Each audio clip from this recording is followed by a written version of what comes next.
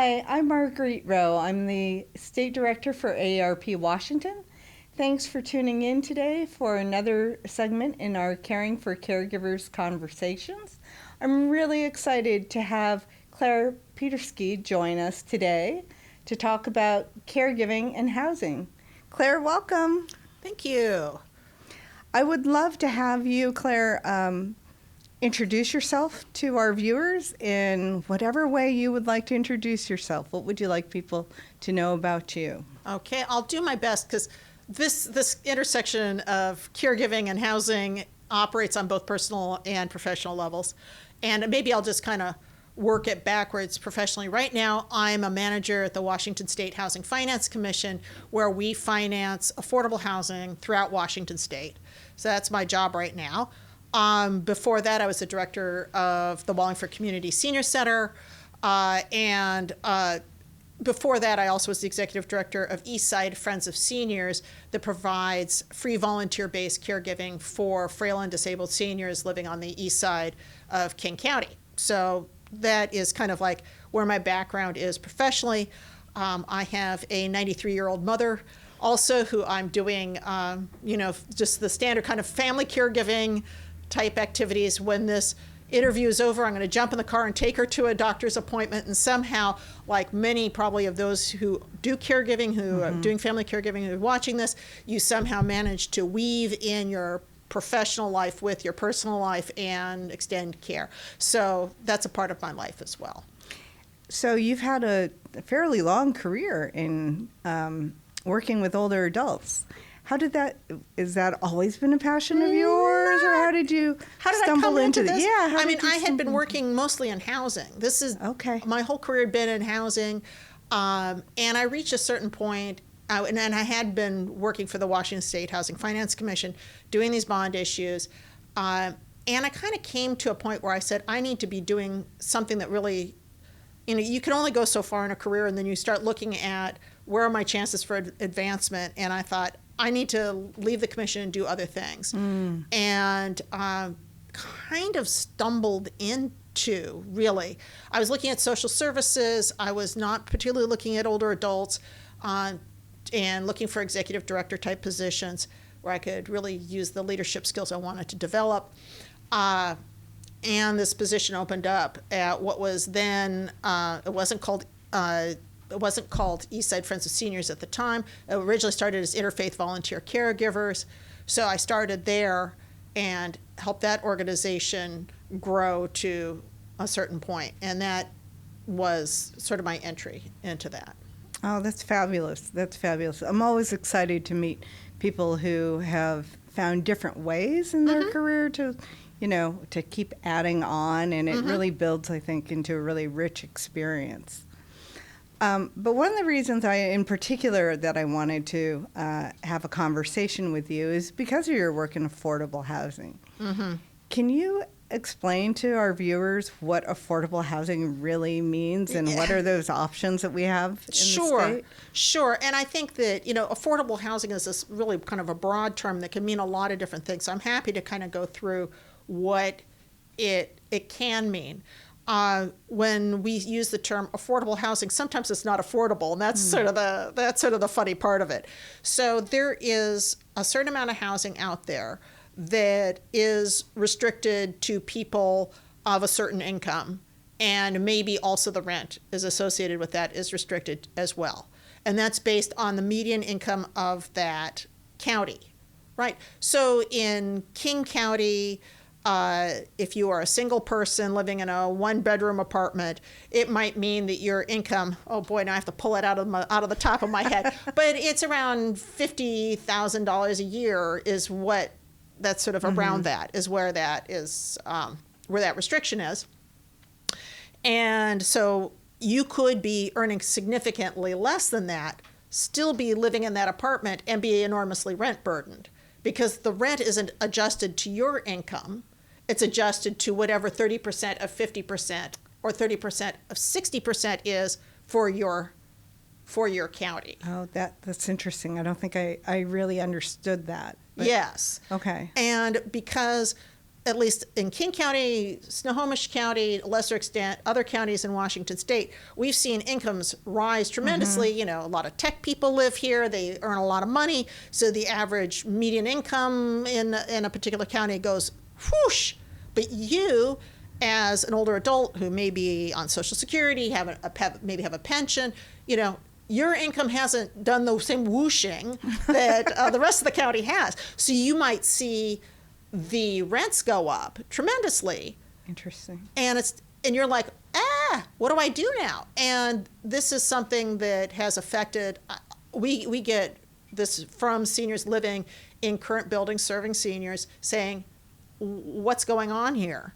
And what, you know, the regulations are based on area median income. It's gone up, and the landlords are within their legal capacity to say, yeah, absolutely. And when you're talking about that, do you mean mostly private landlords or is it also? Oh, this is also, yes, another kind of interesting thing. So in this kind of affordable housing sphere, some of these are for-profit companies that are private developers who can take advantage of this program and provide affordable housing, and sometimes they're nonprofit organizations. So it could be either way, depending on where the location is. We've seen sort of more and more nonprofits come, particularly in the Seattle-King County area, just because those organizations are increasingly sophisticated and can do these kinds of developments. You might see in the rest of the state, you might see more for-profit private developers of housing. So you'll see both of those kinds of folks that might own these projects. And is there affordable housing particularly for older adults or for seniors? Yeah, so getting access to these resources is competitive. There are many people who want to have access to having a below market financing or having a low income housing tax credit that helps support the financing of a building. So it's a competitive process, and you often get a little bit of a leg up in that process if you're serving a special population, and older adults fit in that category. So whether you're serving, let's say, large households is another one that we see a need in Washington State. You know, people that have large families, it's very hard for them to find apartments. Seniors is another category. So some folks will go specifically looking to serve a senior population because they know it'll make their application more competitive. Oh, great. And so when we talk about affordable housing options, and we look at sort of the distribution of where older folks live, like in certain parts of certain counties, Vashon Island is a great example. Oh, wow. Right? where like, I think it's like 50% of the population in Vashon are in fact older adults. Wow.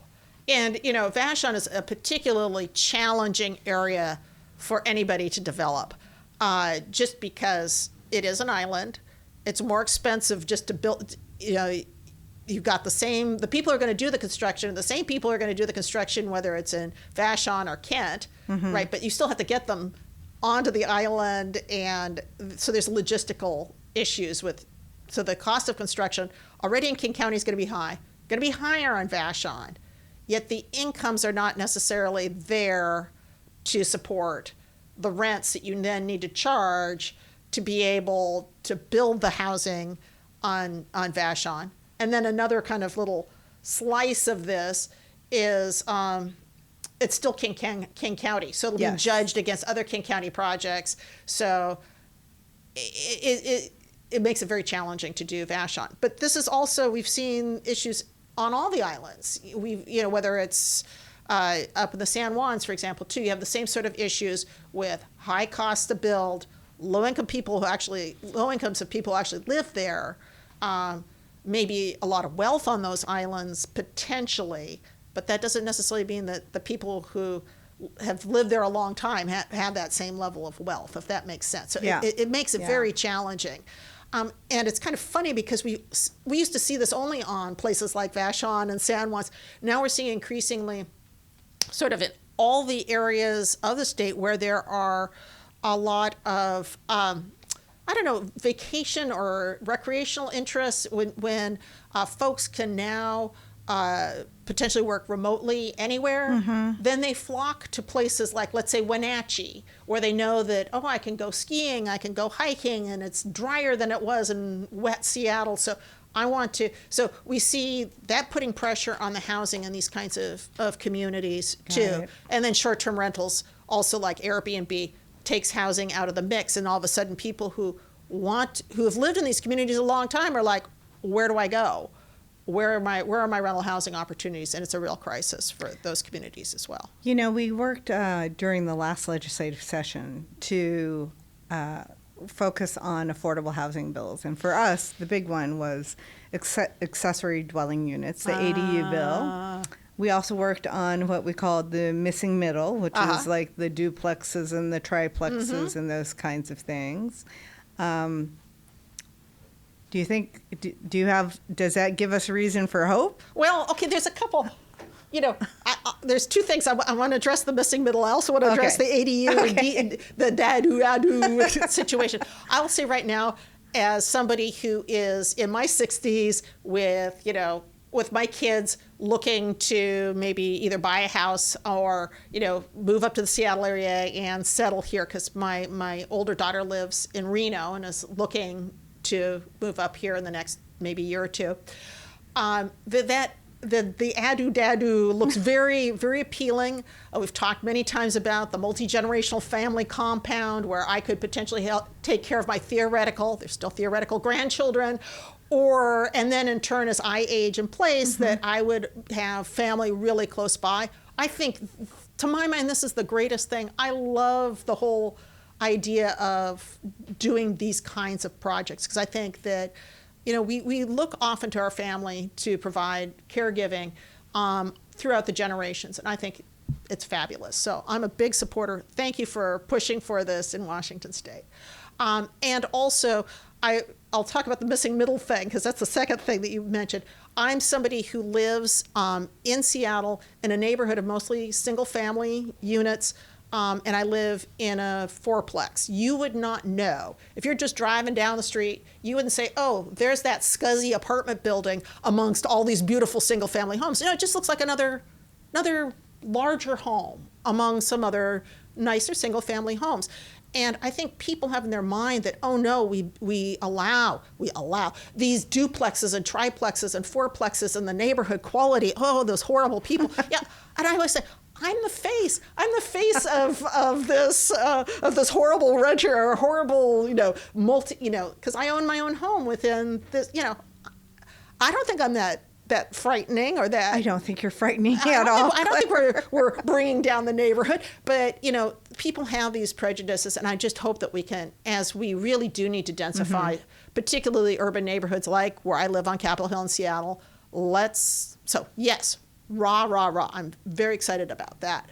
But also I want to talk about the whole idea of a missing middle, because yes, we do use the term missing middle to describe like first-time home buyers or people like me that wanted to downsize into a smaller unit in an urban area, and there's not a lot of choices for them, right? And we say that's a kind of a middle form of housing that's missing. And sure, we have a need for it, and I agree 100%. But also, to my mind, the true missing middle, because I work in affordable housing, is housing for people who have some income but can't afford the affordable housing that I just described at the very beginning of this whole talk, which is, that which might be at 50 or 60% of median income. That person is not earning $50,000 or $60,000 a year. They're earning maybe 35 or even less. And then where do they go? What can they afford? And the choices out there are very slender. And it's very frustrating for anybody who works with older adults or people who work in the area of affordable housing, because there's so few options. Yes, there are vouchers. I have seen, having run organizations that serve older adults, people die before they can, because there's such a long waiting list for that voucher. Yeah. So, yeah. So their ability to get a Section 8 voucher, which provides a rental subsidy, very limited. Or they get on a waiting list for a building with a housing authority, and they wait and they wait and they wait and they wait. It's just because this is just through the decades, we have consistently defunded HUD and defunded these programs. And there's just the pressure on this resource. So if you take a look, unlike what is, something like food stamps, everybody who's eligible gets them for a Section 8 voucher. Only 20% of those who are eligible for a Section 8 voucher gets that rental subsidy. That means 80% of the people have no access to this level of subsidy, and it's really sad. So to some extent, we're working very hard as a state to fund permanent supportive housing, which is great. We need to get people off the street. We need to get people out of their cars and so forth. But there is a segment that isn't homeless, that doesn't need permanent supportive housing. They don't need help because they don't have that level of mental illness or drug addiction. They don't have such a severity of need that we're putting into permanent supportive housing. But at the same time, they can't afford something else. So these are the people who I feel like are truly a missing middle, and we don't have the resources on the federal level to address. And it's sad and it's frustrating. It's especially for those that work with that population. So it's really then up to the states and the localities. Oh, but how do we? I mean, I'm a little. We're really need, at least the way we are currently structured. Mm-hmm. It needs to come from the federal government, which is oh God, might as well just hold our breath until we turn blue. I don't have a solution to that one. So you said if you're hopeful, yes, I'm hopeful about some of this. I think the ADU, DADU, great, working towards the missing middle, great. And I think actually we've put in a lot of resources, both at the very bottom on permanent supportive housing, and we put a lot of resources into this kind of affordable housing. But who's helping the person who has Social Security and maybe a small pension? Right. I think that's why we are really thinking about making sure that we spend a lot of time at AARP working on policies to make sure that there's like the property tax exemption, right? The senior property tax exemption. Yes. Or we work on making sure that the eligibility criteria for things like charity care in hospitals or for SNAP, just so that we can try to ease the financial burden. So in fact, that people might have a chance of being able to stay in their homes as long as they can. Mm-hmm. I mean, those are some of the things that we're trying to do, is like working around all sides to help support our older adult population live and thrive in a way that I think is, we want everyone to have a dignified life, right? Absolutely. I mean, that's really at the end of the day what we want. And when you brought two things to mind by saying this. One is certainly when I was at Eastside Friends of Seniors, when we would see people just struggle just to get to the grocery store or get to a doctor's appointment. This is a need that volunteers can fill, and it's often what we found at Eastside Friends of Seniors is that it's folks in their 60s and 70s helping people in their 80s and 90s. That the folks, it's not just that you are retired and maybe you have the leisure time to be able to volunteer like this, but also it's folks that are about my age. We kind of get it. We have cared for our aging parents, and so we know what it's like to be in that situation, or it gives us a view of our own potential aging. How do we age successfully? Where do I want to be when I am in my 80s or 90s? Mm-hmm. And, I know that sometimes our volunteers got good and bad examples of if you can look at somebody who is really struggling at age 60 and is, having made certain lifestyle choices or whatever, that they're really having a real difficult time ending up in the emergency room over and over again because of respiratory issues or whatever. And then you can look at somebody else and say, wow, this person is in their 90s and they're aging successfully. What is it that made them be successful? And you could say, okay, they have maybe support from their neighbors, they have support from their family, they're physically active, they've got passions like gardening or something, that's keeping them alive and interested. That's somebody who I want to be like that person. Mm-hmm. So I think there's there's that. And then there was something else you said that I was going to pick up on, and now I've already forgotten what it was. So that's fine. I think, it was around the property tax exemption. Yeah. Absolutely. You know, when I was at Wallingford Community Senior Center, I got a list from the tax folks. You know, they keep track of who pays property taxes, and identified kind of like, okay, who has lived in their house a particular length of time and so forth, trying to find those older adults who might not even know that they're eligible, because so many folks don't know. Yes. And because we could provide them with the paperwork and assistance, and I think any senior center in King County probably could do this. And these are, you know, how do you, even getting through the paperwork sometimes is a little bit tough. Right. So going to somebody who has that expertise and getting help, just so you can get some property tax relief and continue to live at home, because that's probably the best place for you.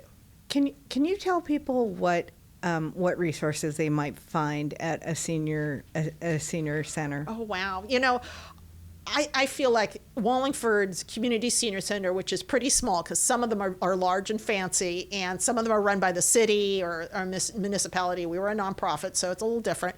Nonetheless, you know, our social worker at our senior center could help you, for example, fill out any sort of government paperwork, figure out what you're eligible for. Sometimes some older adults are really daunted by just the tech aspect. Everything has to be done online these days, and they'd be like, help.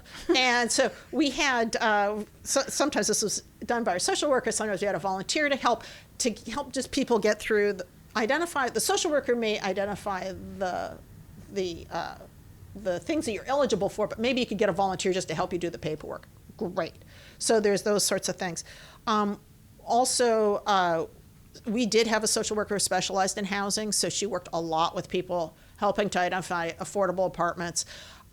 We would have folks, because Seattle is going through such rapid changes, you know, folks that had lived in the same apartment building for 20 years, let's say. And now that the owner died and the heir has sold it to a REIT, and they're either, you know, everybody's getting a rent raise of, you know, some astronomical amount, and they're like, help, what do I do? I only know this neighborhood. These are my only supports. Right. Where do I go? And that's a real difficult situation.